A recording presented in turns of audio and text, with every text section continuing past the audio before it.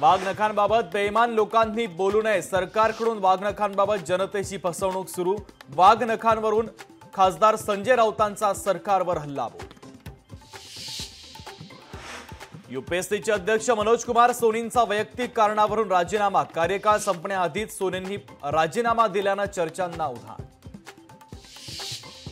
राष्ट्रवादी अजित पवार पक्षाच्या अतुल बेनकेंनी घेतली शरद पवारांची भेट। अतुल बेनके राष्ट्रवादी शरदचंद्र पवार पक्षाच्या वाटेवर असल्याची जोरदार चर्चा। लाडकी बहीण लाडका भाऊ या योजना सरकारने टाकलेला डाव, मनोज जरांगे पाटलांचा सरकारवर जोरदार हल्लाबोल। कांदा चाळ अनुदान धोरणामध्ये शासनाकडून बदल, शेतकऱ्याला वैयक्तिक ऐवजी सामूहिक कांदा चाळ अनुदान मिळणार, तर शासनाच्या निर्णयाला शेतकरी संघटनांचा विरोध। मेट्रो खर्चाचा काही भाग एमएमआरडीएला देण्यास पालिकेचा नकार, उर्वरित 1000 कोटींपैकी 500 कोटीच एमएमआरडीएला मिळणार। मुंबईसह उपनगरामध्ये जोरदार पावसाची बॅटिंग सुरू, रेल्वे वाहतूक धीम्या गतीने तर सखल भागात पाणी साचण्यास सुरुवात। नागपूरमध्ये जोरदार पावसाला सुरुवात, हवामान विभागाचा नागपूरला ऑरेंज अलर्ट, तर पावसामुळे जिल्ह्यातील शाळांना सुट्टी। मुंबईत सकाळपासूनच मुसळधार पाऊस, समुद्रामध्ये 3.30 मीटर उंचीच्या लाटा उसळणार असल्याची शक्यता, तर दुपारनंतर ओहोटी असणार।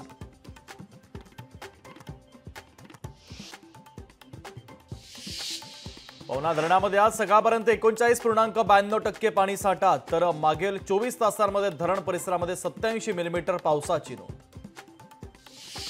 गडचिरोलीमध्ये 7 तालुक्यात अतिवृष्टी, गेल्या 24 तासात 79.2 मिलीमीटर पावसाची नोंद, तर 8 मार्गावरील वाहतूक सेवा बंद। भुशी धरण परिसरामध्ये पर्यटकांना बंदी, धरणाच्या पायऱ्यांवर पाण्याचा प्रवाह वाढल्याने पर्यटकांना मज्जाव, पर्यटकांकडून नियमांचं मात्र उल्लंघन। पिंपरी चिंचवडमध्ये शरद पवारांच्या उपस्थितीमध्ये राष्ट्रवादी शरदचंद्र पवार पक्षाचा मेळावा, मेळाव्यात शरद पवार कार्यकर्त्यांना मार्गदर्शन करणार। भंडारा जिल्ह्यामध्ये पावसाची जोरदार हजेरी, जिल्ह्यातील अनेक रस्ते बंद, तर गोसेखुर्द धरणाचे 21 दरवाजे अर्धा मीटरने उघडले।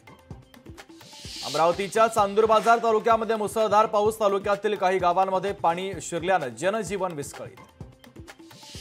मायक्रोसॉफ्ट सर्व्हर डाऊनचा पुणे विमानतळाला मोठा फटका, पुणे विमानतळावरील 19 विमानाची उड्डाण रद्द, सर्व्हर डाऊनमुळे चेक इन सुविधा प्रभावित, तर इंडिगो कंपनीची सर्वाधिक विमान उड्डाण रद्द।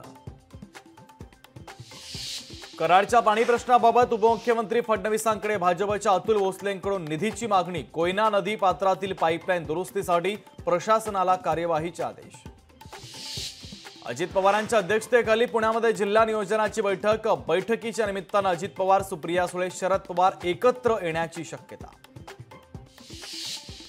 माडाकडून 33,000 झोपड्यांचं पुनर्वसन होणार, झोपडपट्टी पुनर्वसन प्राधिकरणाचे रखडलेले 17 प्रकल्प म्हाडाच्या माध्यमातून पूर्ण होणार।